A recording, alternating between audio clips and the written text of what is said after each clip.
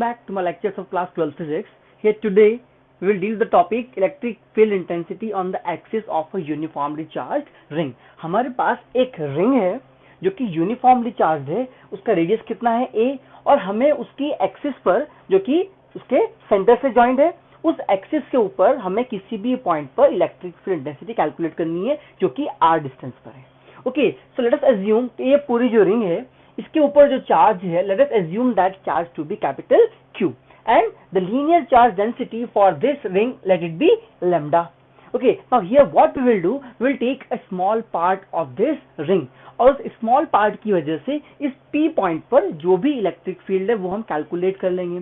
Okay, and then we will integrate that value for the whole ring and we will get the electric field intensity for the complete ring.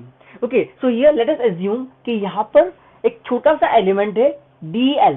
Okay, and that contains charge dq. Okay, and here this point is a. अब यहाँ पर क्या होगा, ये positive charge है, इस particular point पर क्या होगा, जो इलेक्ट्रिक फील्ड इंटेंसिटी रहेगी दैट विल बी आउटवर्ड्स. तो यहाँ से जो इलेक्ट्रिक फील्ड इंटेंसिटी रहेगी वो कुछ इस डायरेक्शन में रहेगी. एंड लेट अस अज्यूम के इस पॉइंट पे जो एलिमेंट है उसकी वजह से जो इलेक्ट्रिक फील्ड है let it be D E. Let us find the value of D E. Okay, so here this D E is equals to 1/4 pi epsilon not.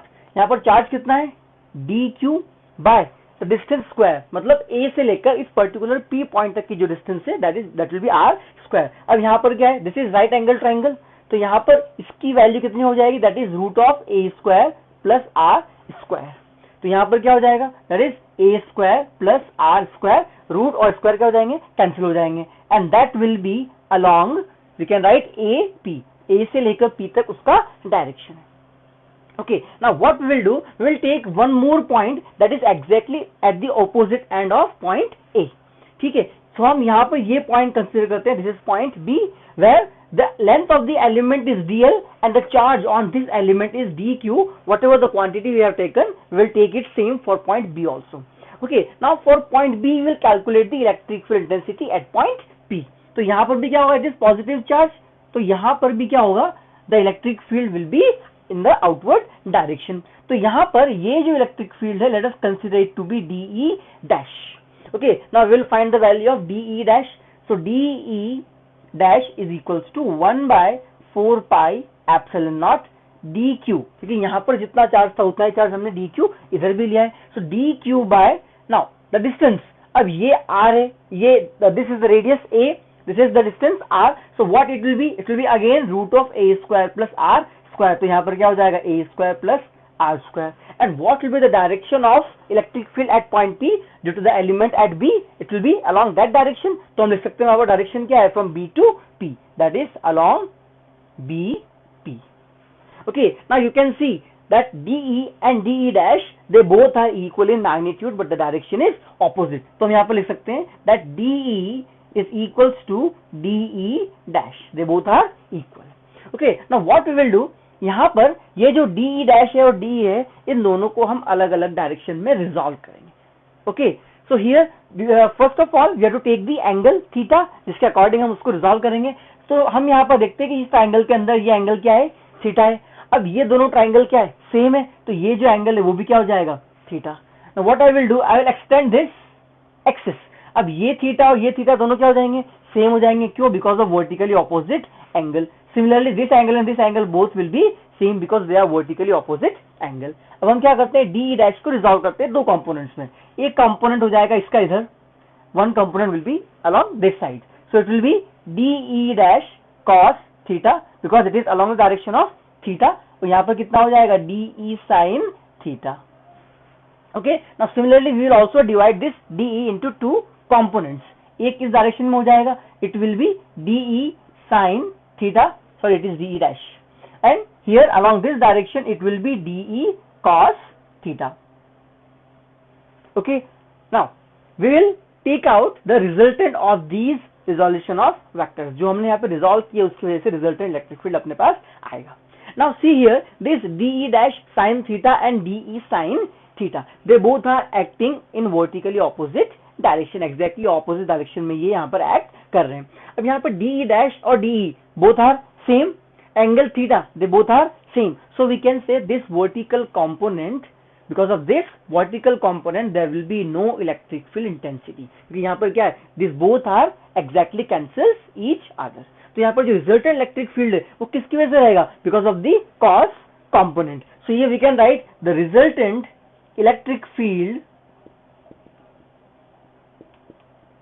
that is equals to ER.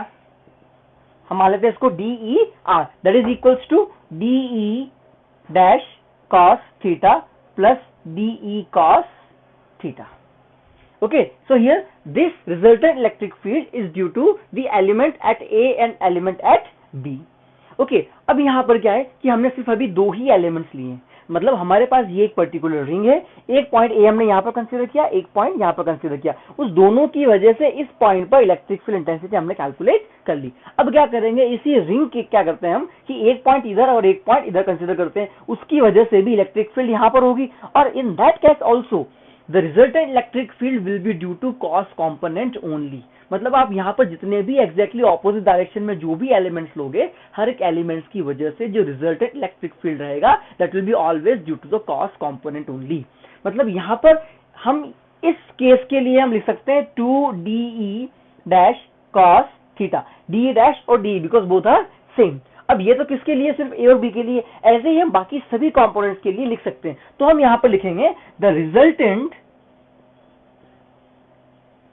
Electric field intensity due to complete ring is, so we can write the resultant electric field ER is equals to sigma DE cos theta.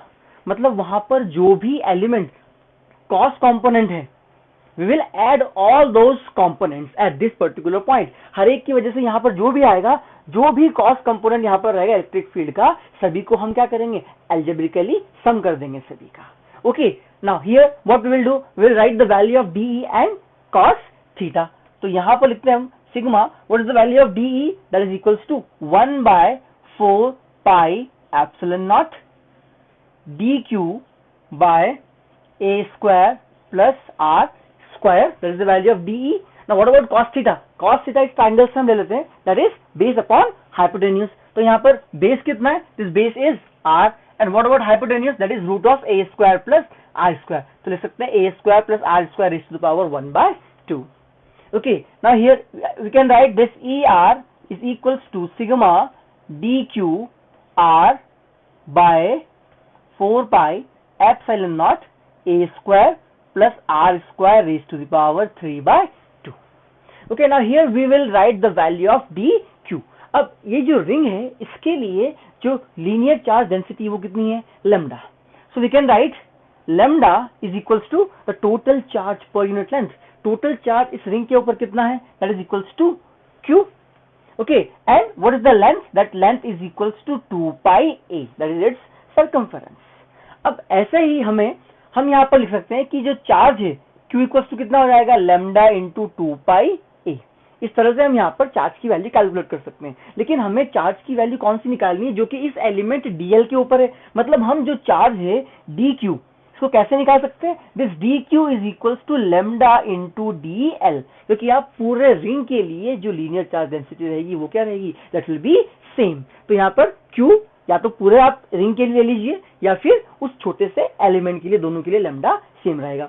अब क्या करेंगे, यहाँ पर lambda की value हम calculate कर लेंगे या फिर यहाँ पर वैल्यू लिख देंगे लैम्डा की, that is DQ is equals to Q by 2 pi A into DL। This is the value of DQ। Now we will put this value of DQ in this equation. So what we can write? We can write this ER is equals to sigma Q by 2 pi A R DL by 4 pi epsilon naught A square plus R square raised to the power 3/2.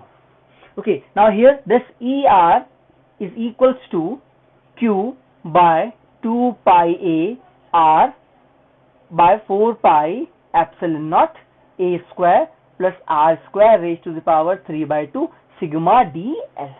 Now what is the meaning of this term sigma DL? Sigma is the summation of all the small DL elements, मतलब यहाँ पर जो भी element रहेंगे हर एक element को हमको क्या करना पड़ेगा, ऐड करना पड़ेगा. We will add all those elements. अब जब हम इन सभी एलिमेंट्स को ऐड करेंगे what we will get the total circumference of that ring. मतलब यहाँ पर हम लिख सकते हैं this E R is equals to Q R by 2 pi a 4 pi epsilon naught a square plus r square raised to the power 3 by 2 into 2 pi a.